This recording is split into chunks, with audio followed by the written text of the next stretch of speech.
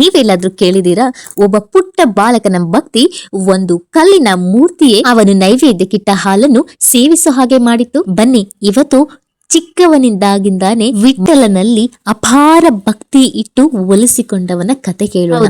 ಈ ಸಂತ ನಾಮದೇವರು ಆಗಿನ್ನು ಪುಟ್ಟ ಬಾಲಕ ಆಗಿದ್ರು. ಅವರ ತಂದೆ ತಾಯಿ ಮನೆಯಿಂದ ಬುಟ್ಟಿಗಳನ್ನ ಕೆಲವೊಂದು ವಸ್ತುಗಳನ್ನ ತಯಾರು ಮಾಡಿ ಬೇರೆ ಕಡೆಗೆ ಹೋಗಿ ಮಾರಾಟ ಮಾಡಿ ಬರ್ತಾ ಇದ್ರು. ಹೀಗೆ ಅವರು ದಿನನಿತ್ಯ ಮನೆಯಲ್ಲಿ ಒಂದು ಚಿಕ್ಕ ವಾರ್ಡ್ರೋಬ್ ಅಂದ್ರೆ ಕಪಾಟು ಒಳಗಡೆ ಒಂದು ಪುಟ್ಟ ವಿಠಲನ ಮೂರ್ತಿಯನ್ನು ಇಟ್ಟು ನಿತ್ಯ ಹಾಲನ್ನ ನೈವೇದ್ಯವಾಗಿ ಇಡ್ತಾ ಇದ್ರು. ಬೆಲ್ಲವನ್ನ ಮಿಕ್ಸ್ ಮಾಡಿ ವಿಠಲನಿಗೆ ನೈವೇದ್ಯವನ್ನಾಗಿ ಅರ್ಪಿಸಿ ಅದನ್ನ ವಿಠಲನಿಗೆ ನೈವೇದ್ಯ ಆದ ನಂತರ ಮನೆಯವರೆಲ್ಲ ಸ್ವೀಕಾರ ಮಾಡಿ ಅದಾದ ನಂತರ ಅವರು ಉಪಹಾರವನ್ನ ಅಂದ್ರೆ ಏನು ಊಟ ತಿಂಡಿ ತಗೊಳ್ತಾ ಇದ್ರು ಅದನ್ನ ಸ್ವೀಕಾರ ಮಾಡ್ತಾ ಇದ್ರು. ಇದೇ ಪ್ರಕಾರ ನಿತ್ಯ ನಡೀತಾ ಇತ್ತು. ಆಗ ಒಂದು ಸಾರಿ ಇವರು ವ್ಯಾಪಾರಕ್ಕಂತ ಗಂಡ ಹೆಂಡತಿ ಹೊರಗೆ ಹೋಗ್ಬೇಕಾಗತ್ತೆ 1 ವಾರಗಳವರೆಗೆ. ಆಗ ಏನ್ ಮಾಡ್ತಾರೆ, ಮಗ ಇರ್ತಾನಲ್ವಾ, ಇವನಿಗೆ ಸುಮಾರು ಒಂದು 8-10 ವರ್ಷ ಇರಬಹುದು. ಅವನನ್ನ 11 ವರ್ಷ ಅಂತ ಇಲ್ಲಿ ಹೇಳಲಾಗಿದೆ. ಅವನನ್ನ ಕರೆದು ತಂದೆ ತಾಯಿ ಹೇಳ್ತಾರೆ, ನೋಡಪ್ಪ ಹೀಗೆ ನಾವು ಹೊರಗಡೆ ಹೋಗ್ತಾ ಇದ್ದೀವಿ 1 ವಾರದವರೆಗೆ. ಆದ್ರೆ ನಾವು ಹೇಗೆ ನಿತ್ಯ ವಿಠಲನಿಗೆ ಹಾಲನ್ನ ನೈವೇದ್ಯಕ್ಕೆ ಇಡ್ತಿದ್ವೋ ಹಾಗೆ ನೀನು ಕೂಡ ನೈವೇದ್ಯ ಮಾಡಿ ಅದಾದ ನಂತರನೇ ನೀನು ಭೋಜನವನ್ನ ಸ್ವೀಕಾರ ಮಾಡಬೇಕು ಅಂತ ಹೇಳಿ ಹೋಗ್ತಾರೆ. ಅದೇ ಪ್ರಕಾರ ಆಯ್ತು ಅಂತ ಹೇಳಿ ಒಪ್ಪಿಕೊಂಡ ಈ ಪುಟ್ಟ ಪೋರ ತಂದೆ ತಾಯಿ ಹೋದ ನಂತರ ವಿಠಲನಿಗೆ ನೈವೇದ್ಯವಾಗಿ ಹಾಲಿಗೆ ಬೆಲ್ಲವನ್ನು ಸೇರಿಸಿ ತೆಗೆದುಕೊಂಡು ಹೋಗಿ, ವಿಠಲ ತಗೋ ಇದನ್ನ ಸ್ವೀಕಾರ ಮಾಡು, ನನಗೆ ಹಶ್ವಾಗ್ತಿದೆ, ನಾನು ತಿಂಡಿ ತಿನ್ಬೇಕು, ಊಟ ಮಾಡ್ಬೇಕು ಹೀಗೆ ಅಂತ ಹೇಳಿ ಇಡ್ತಾನೆ. ಆದ್ರೆ ಮೂರ್ತಿ ಎಲ್ಲಿಂದ ತಾನೇ ಸ್ವೀಕಾರ ಮಾಡುತ್ತೆ ಅಲ್ವಾ. ಅದಾದ ನಂತರ ಇವನೇನ್ ಮಾಡ್ತಾನೆ, ಎಷ್ಟೊತ್ತಾದ್ರೂ ಸ್ವೀಕಾರ ಮಾಡೇ ಇಲ್ಲ. ನಮ್ಮ ಅಮ್ಮ ಹೇಳಿದ ಹಾಗೆ ನಾನಿವತ್ತು ಊಟ ಮಾಡೋಕ್ಕೆ ಆಗಲ್ಲ, ಯಾಕೆಂದ್ರೆ ವಿಠಲನಿಗೆ ಅರ್ಚಿಸಿ ಅದಾದ ನಂತರ ನೀನು ಊಟ ಮಾಡ್ಬೇಕು ಅಂತ ಹೇಳಿ ಆಗಿದೆ. ಆದ್ರೆ ವಿಠಲ ಸ್ವೀಕರಣೆ ಮಾಡಿಲ್ವಲ್ಲ ಅಂತ ಹೇಳಿ ಇವನು ತುಂಬಾ ನೊಂದ್ಕೊಂಡು ಸುಮ್ನೆ ಕೂತ್ಕೊಂಡ್ಬಿಡ್ತಾನೆ ಆ ದಿನ. ಹಾಗೆ ಮರುದಿನ ಆಗತ್ತೆ. ಮರುದಿನ ಕೂಡ ಅದೇ ರೀತಿ ಹಾಲನ್ನ ನೈವೇದ್ಯಕ್ಕಿಟ್ಟು, ಬಾಪ್ಪ ಬಂದ್ ಸ್ವೀಕಾರ ಮಾಡು, ನನಗೆ ತುಂಬಾ ಹಶ್ವಾಗ್ತಿದೆ, ನನಗೆ ತುಂಬಾ ಸುಸ್ತಾಗ್ತಿದೆ ಅಂತ ಕೇಳ್ಕೊಳ್ತಾನೆ. ಆದ್ರೆ ಮೂರ್ತಿ ಎಲ್ಲಿಂದ ಬಂದು ಸ್ವೀಕಾರ ಮಾಡುತ್ತೆ ಅಲ್ವಾ. ಅದಾದ ನಂತರ ಅದು ಕಳೆಯುತ್ತೆ.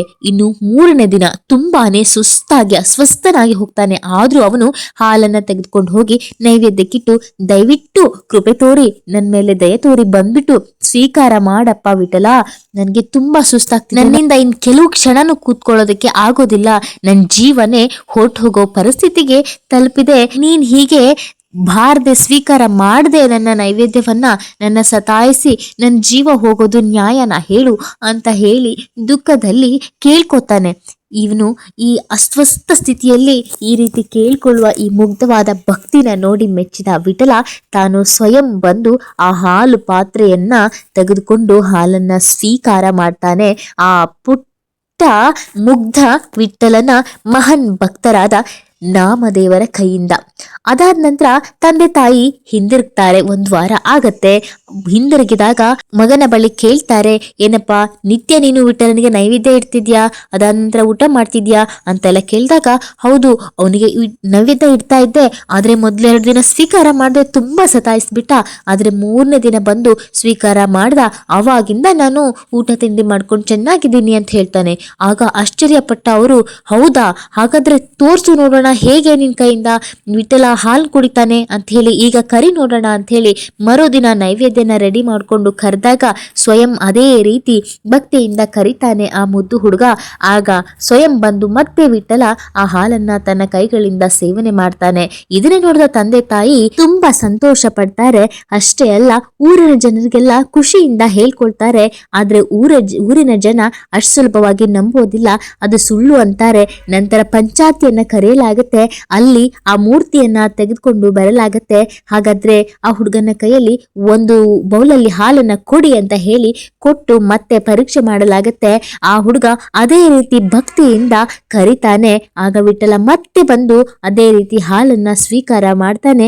ಆಗ ಎಲ್ಲರ ಕಣ್ಮುಂದೆ ಈ ಮಹಾನ್ ಮುಗ್ಧ ಭಕ್ತ ಬಾಲ ಭಕ್ತನಾದ ನಾಮದೇವರ ಭಕ್ತಿಯ ಶ್ರೇಷ್ಠತೆ, ಭಕ್ತಿಯ ಶಕ್ತಿ ಜಗತ್ತಿಗೆ ಕಾಣ ಸಿಗತ್ತೆ.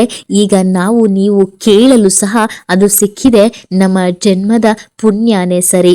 ಈ ರೀತಿ ಪೂರ್ವ ಜನ್ಮದ ಪುಣ್ಯ ಕರ್ಮಗಳ ಸುಕೃತವೇ ಸರಿ ಎನ್ನುವಂತೆ ನಾಮದೇವರು ಭಗವಾನ್ ವಿಠಲನ ಪ್ರತ್ಯಕ್ಷ ದರ್ಶನ ಪಡ್ಕೊಂಡಿದ್ರು.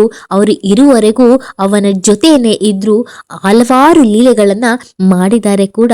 ಹಾಗೆ ಹಿಂದೆ ಕೂಡ ಒಂದು ಕಥೆಯನ್ನ ಹೇಳಿದ್ದೆ. ಈ ನಾಮದೇವರು ಮತ್ತು ಅವರ ಮನೆಯಲ್ಲಿ ಕೆಲಸಕ್ಕಿದ್ದ ಭಕ್ತೆ ಜನ್ನಾಬಾಯಿಯ ಕಥೆಯನ್ನು ಕೂಡ ನಾನು ಹೇಳಿದ್ದೆ. ಇವರ ಈ ಮಹತ್ತರ ಭಕ್ತಿಯನ್ನ ನೋಡಿಯೇ ಅವರು ಕೂಡ ವಿಠಲನಲ್ಲಿ ಭಕ್ತಿಯನ್ನಿಟ್ಟು ವಿಠಲನನ್ನ ಪಡೆದುಕೊಂಡ್ರು ಅನ್ನುವ ಕಥೆಯನ್ನ ನಾನು ನಿಮಗೆ ಹೇಳಿದ್ದೆ.